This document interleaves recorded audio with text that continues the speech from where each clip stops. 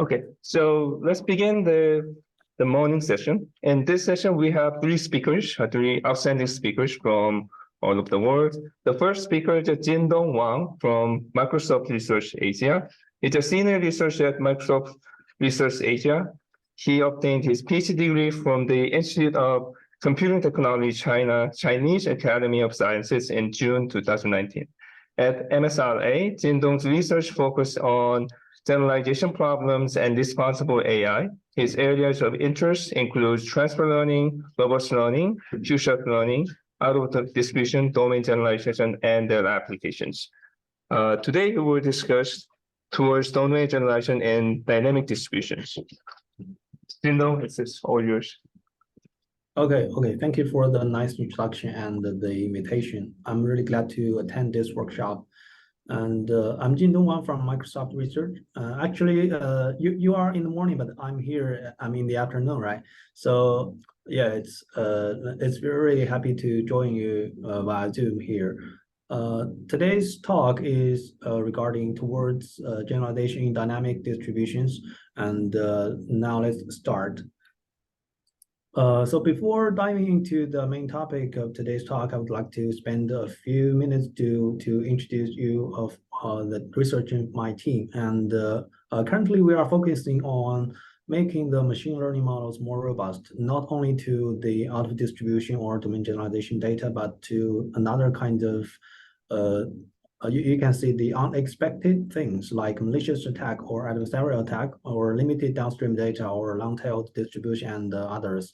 And we develop algorithms, we develop theories, and we will try to apply them to new applications. And we also open source some projects. And if you're interested in my research, you can click on this link. And also, I spent some time writing a book called Introduction to Transfer Learning. If you're interested in using some transfer learning or adaptation technologies, you can click this book. Okay, so that's the brief introduction of the research of my team. So let's start. So today I would like to introduce you three kinds of topics. Like the first one is the general problem definition of domain generalization or out-of-distribution generalization, and I hope you can easily dive into the problem setting. After that, I would like to spend more time in discussing dynamic distribution generalization for domain generalization, because this is regarded for our team as a newly emerging research area in generalization.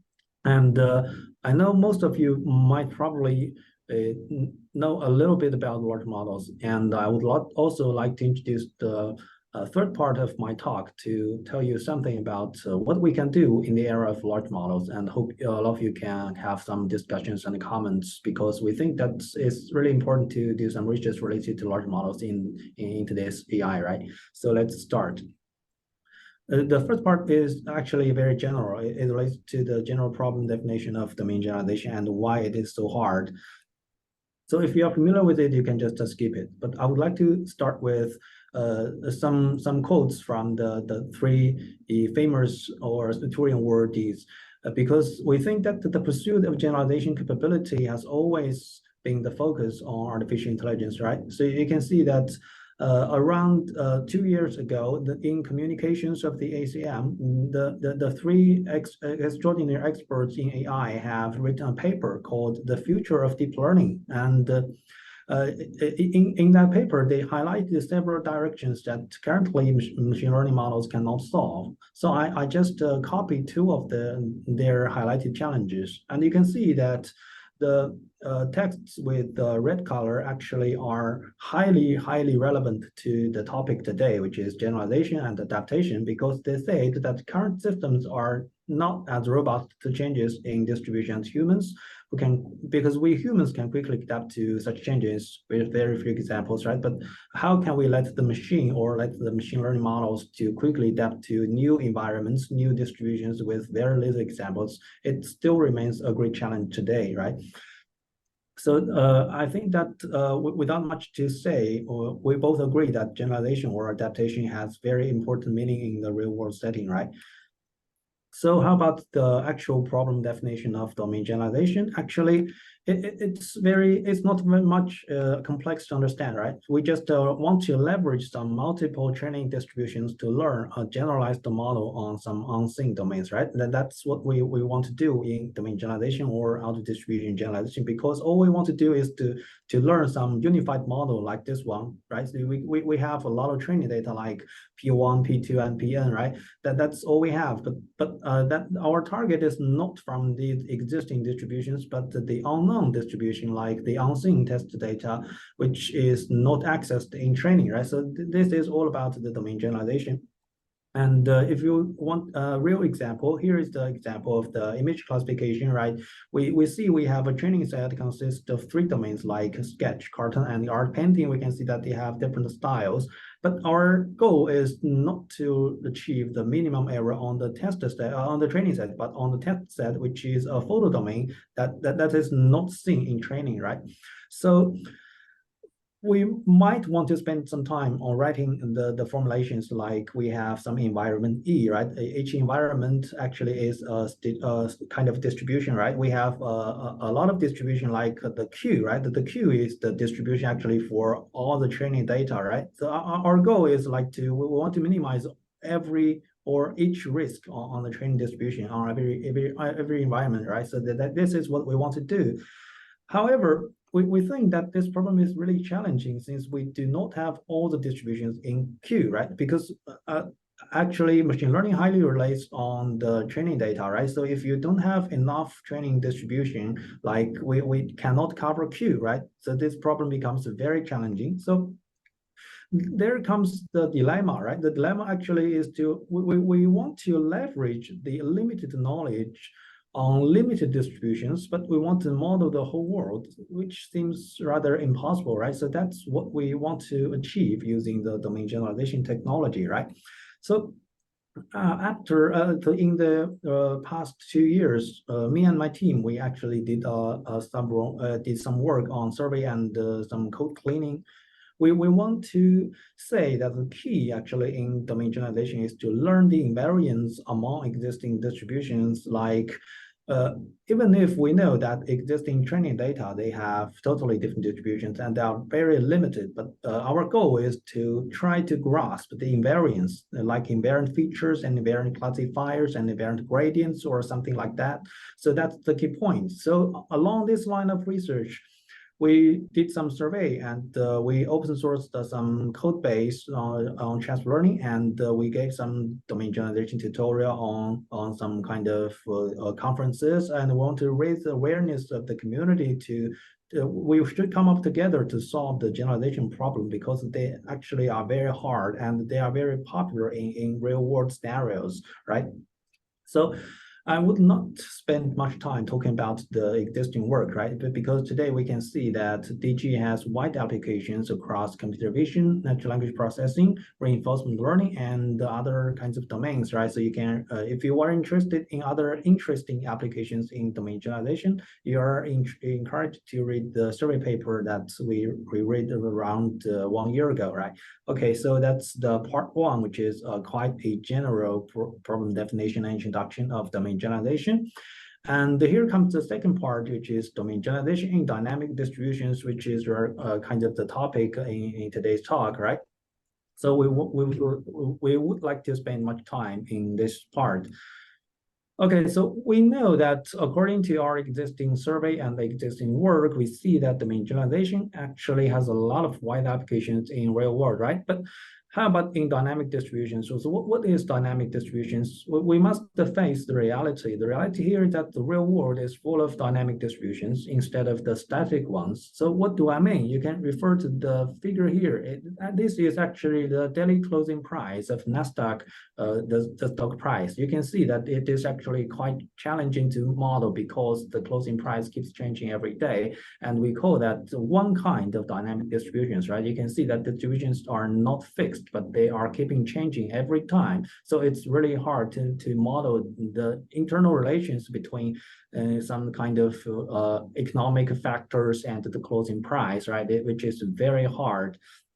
So we would like to say that maybe in the existing domain generalization research is not useful enough for those kind of dynamic data. why you can see that this figure here shows you that for the static domain, like image domain, which is rather static. Why? Because the domain labels in these images are none, right? You can see that these images actually they are fixed in their training data because they have the fixed domain labels like sketch and photo, right? But you can see that one example of the dynamic distribution is time series. You can see that you are given actually one time series like that. But you have nothing else to know, right? You do not have any information on the domain label, but you can see that, okay, maybe I can just cut the time series into several distributions like P1, P2, and Pk, right? But it's very hard because it's unknown, right? You might want to say that, okay, if I want to model the time series using existing static domain generalization algorithms, which is also achievable, right? But I can assure you that you can do it, but it will achieve a lot of, I'm sorry, my light goes off. Okay, so it automatically goes off because I keeps quiet, right? Okay, so let's continue. So if you want to use existing domain generalization algorithms to solve this problem, right? You can do it. You can always do it because the code was there, right? But I can assure you that misclassification will happen because you just treat all existing complex and dynamic distributions in time series in one distribution, right? Do you get what I mean? By one distribution, we say that you must ignore the unknown sub-distributions contained in time series, which is probably the main challenge that you cannot achieve satisfying performance using existing algorithms, okay?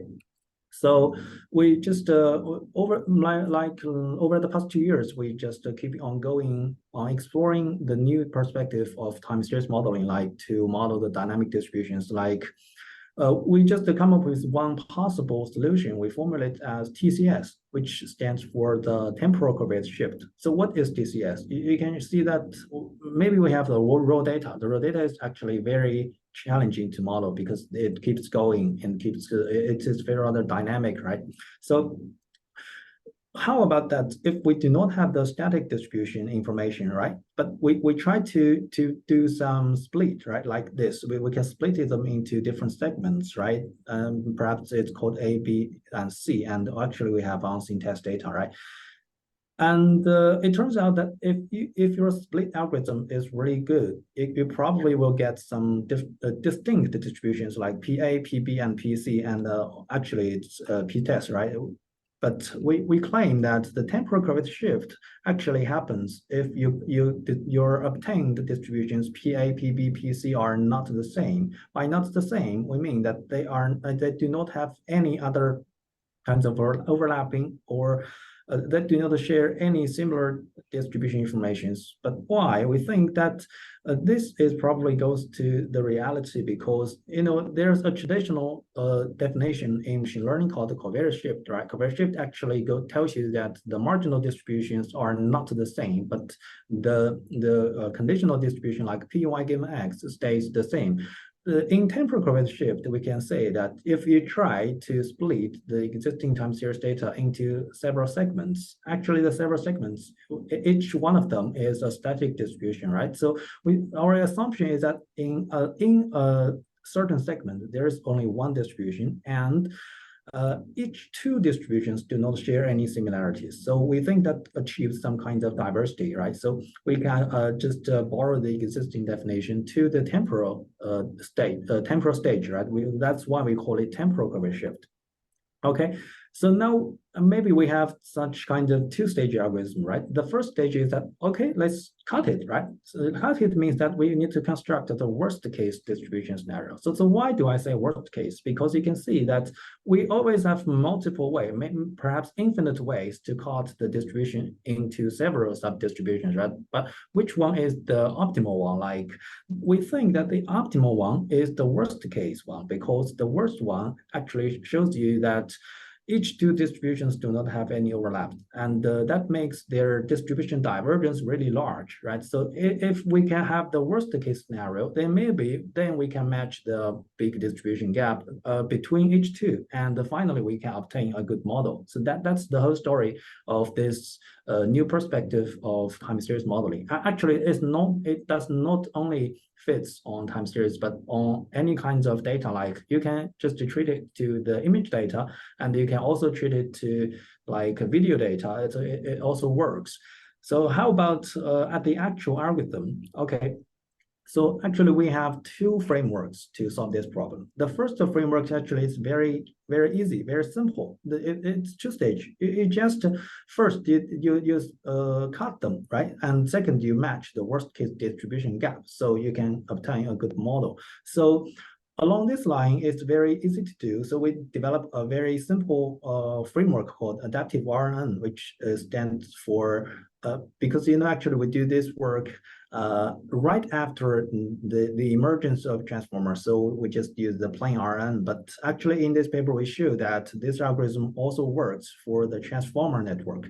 Okay, so the key idea of the ADA-RN is very simple. The first one, we just implement a greedy algorithm, which you see is the yellow part here. This algorithm just to try to find the optimal K segments give a time series, right? So after we obtaining the time series segments, okay, we have K segments, which means that the K segments are within the largest distribution divergence. You can see that we achieve them using this kind of equation, right? So after this step, then we just re-implement the RN and we match the distribution gap inside the RN cell, which makes it very efficient and very easy to use. Okay, so this is the work about the two-stage algorithm.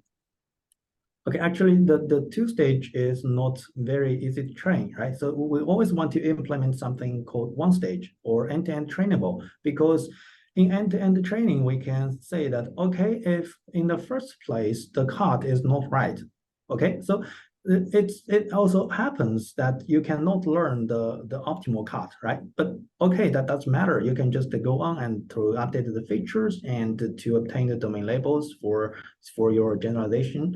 And then if you get your some kind of classifier and domain labels, you can just go back prob, right? If you go back prob, you can see that, okay, and it does not matter that in the first place I did not cut well, but I can just refine them. So that's the magic of this one-stage step. You can just always go back to refine your selection. So then that's the magic.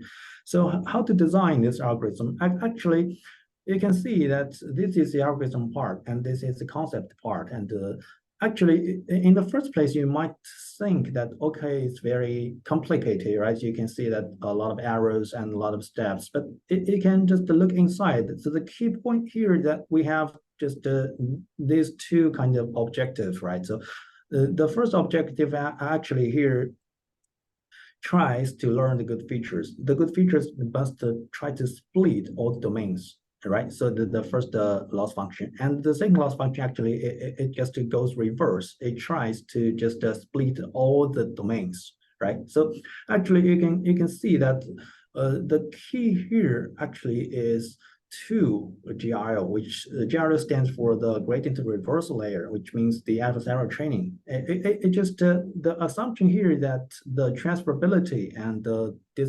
discrimination are just 2 reverse steps. So we just leverage that that kind of property to first we just split all the domains, and then we just want to learn the commonalities of all the domains. So in this kind of iteration, we can just easily to refine the learning the distributions. Okay, so this is the one stage algorithm, right?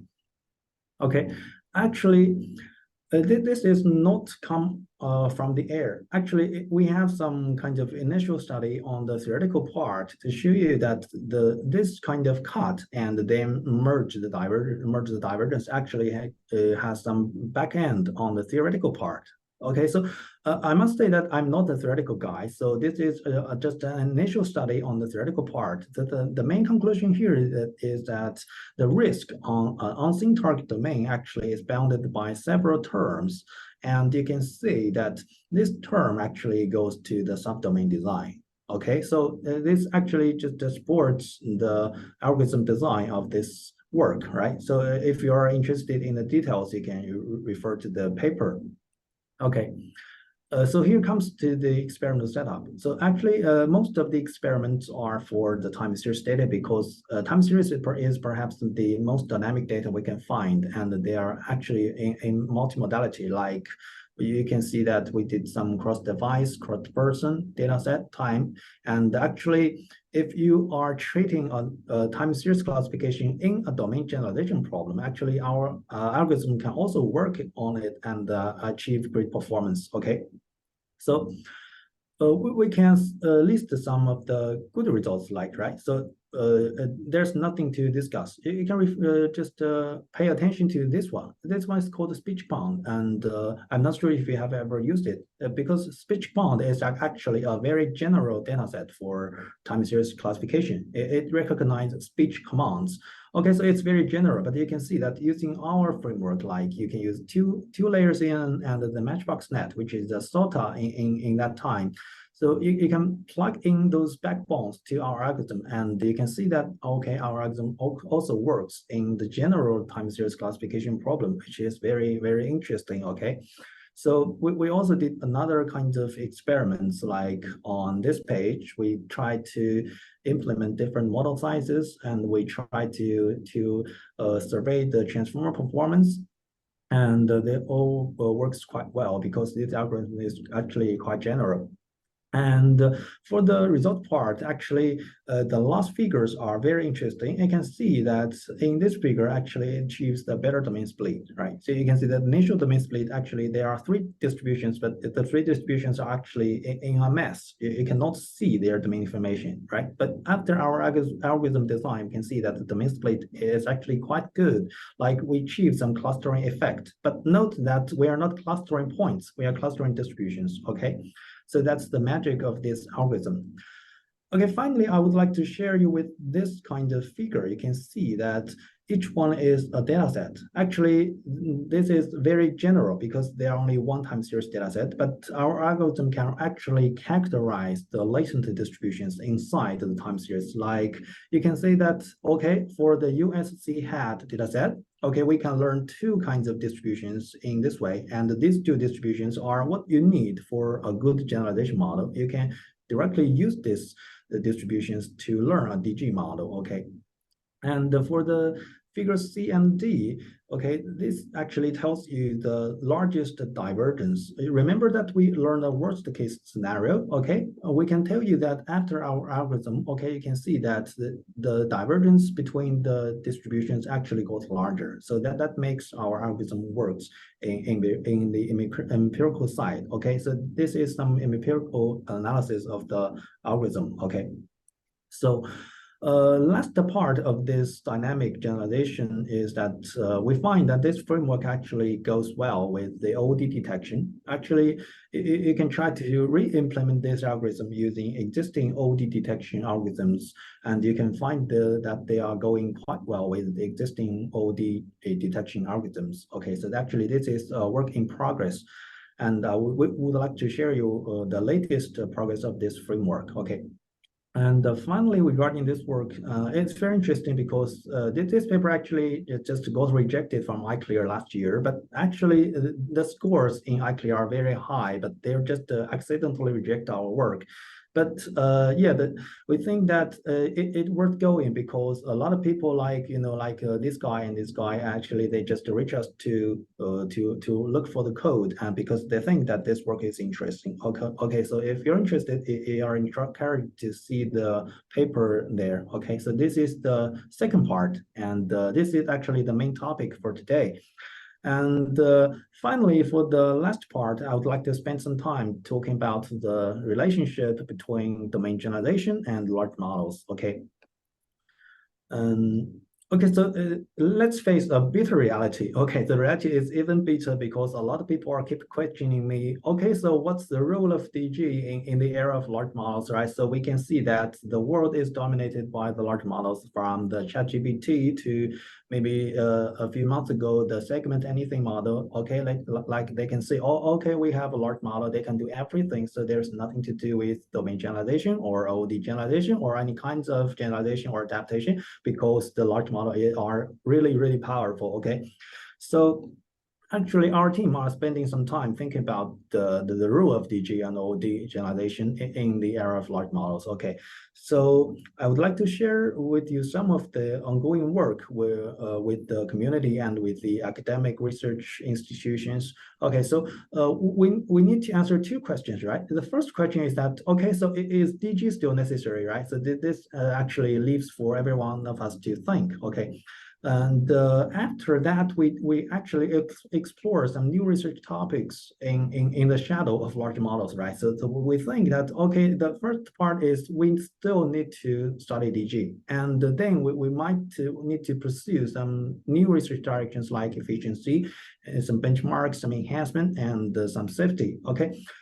So I will just quickly go over them one by one and leave some minutes for discussing, okay? So the first part, maybe it's really important. Okay, so is DG and OD still necessary in large models? Okay, so we spent some time exploring the usage and exploring the applications of domain generalization and auto distribution algorithms or experiments in existing large language models. Like you can see, actually there are two papers. The first paper is actually, I read all the code and I read the paper, and we just evaluate the robustness from the adversarial and the OD side for a lot of large language models, including ChatGPT. And you can see that, okay, although ChatGPT has achieved a great performance, but the results are also very bad. So there's still a large room for improvement, okay. So we then just created a new benchmark called GlueX because the X stands for the OOD part.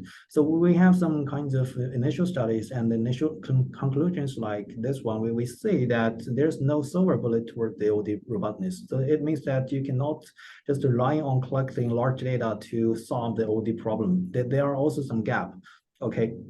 So this is the main findings that we can assure you that, okay, so your research are still valuable in the large model era, okay. So after that, I think I will just quickly go over them because, okay, if you're interested, you can just see the paper. So we did care about efficiency. So we just try to train a clip model faster and better. So we designed some algorithm called FedClip, which stands for the federated clip in federated learning, because everyone knows that clip is really powerful, but it's very hard and challenging to train, because in federated learning, we have limited resources, right? So we just try to implement it in a faster way. Okay, so this is about the fed clip. Sorry, I need to. Okay, let's go on. So actually, the second part is what we've been doing for a month.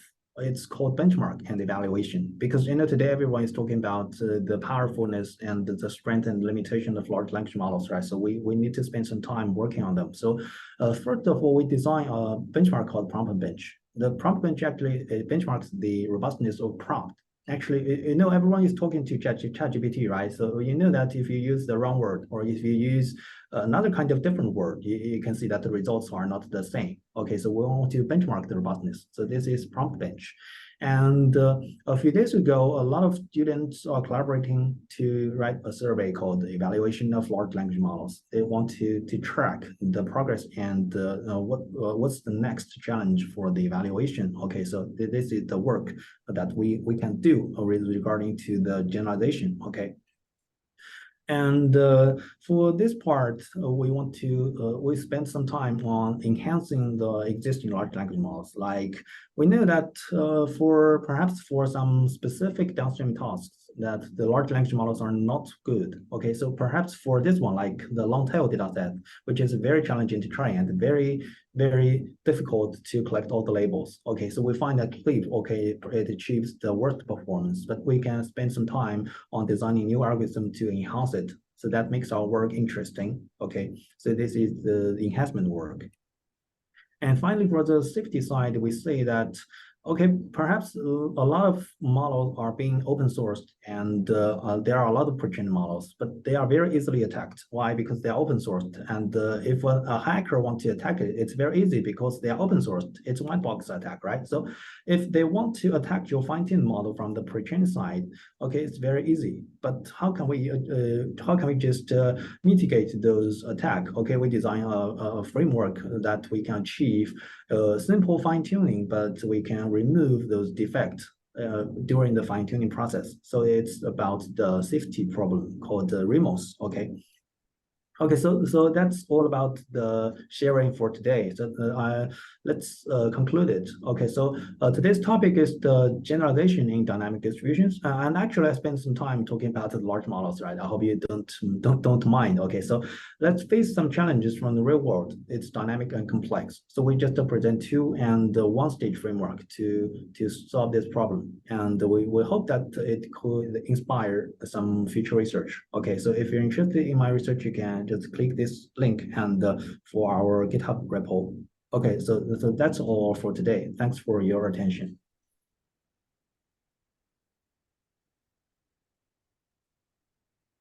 Thanks for the great talk. I think we have 2 minutes left. So is there any questions for Jindong?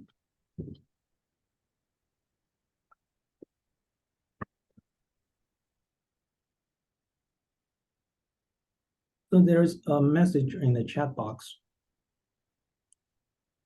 Oh, okay. I think it's just you. Yeah, all right. Yeah. Well, thank you very much. Thank you very much, Jindong, for really nice talk. Really enjoyable. So I have actually brought a couple of questions for you. So more One that we have one, yeah. Oh, one. Okay. So my question is, so we've done many work in the field of domain generalization for machine learning. And well, you have written a successful toolbox for it as well, gaining so many stars on GitHub. Do you have any stats, any indication of how much people have been using those toolboxes for medical image analysis purposes? So we know how domain generalization being an important part of our research is being utilized really in in the research community. Okay, that's a very good question. Actually, we wrote some survey papers, right? So in our survey, we just we actually observed two facts. The first fact is that conservation guides are really important in the domain generalization research. Actually, a lot of papers are from the medical field. Like you can use them to achieve some kind of like from COVID-19, right? So to the tissue segmentation, to other kinds of cell segmentation, some kind of thing. I don't know, but I don't know the words. But yeah, actually, there are a lot of papers on those kind of areas. Actually, we have been doing several works. Actually, we're combining the federated learning with domain generalization to achieve the personalized and at the same time protecting privacy to do some generalization. So I can assure you that there are a lot of work using the either domain generalization or OOD generalization in medical research, and then perhaps. If I'm not wrong, right? If I'm not wrong, then there are some kind of ongoing robotic research, like you can using robotics to achieve some operations in real time. So I think that also goes to some kinds of relations with the medical research, because you can use your robots to help you to do operations or do kinds of stuff. So while just to summarize, while writing the paper, I think that we already saw a lot of papers in those fields that you're interested in, but yeah, that's still 1 year ago, right? So you can imagine that after 1 or maybe 2 years, there are even a lot of work. So working on the same area. Okay. Thank you very much. Cheers. Unfortunately, we are running out of time, so I think we have to move on. Thank you, Jindong, for sharing your work.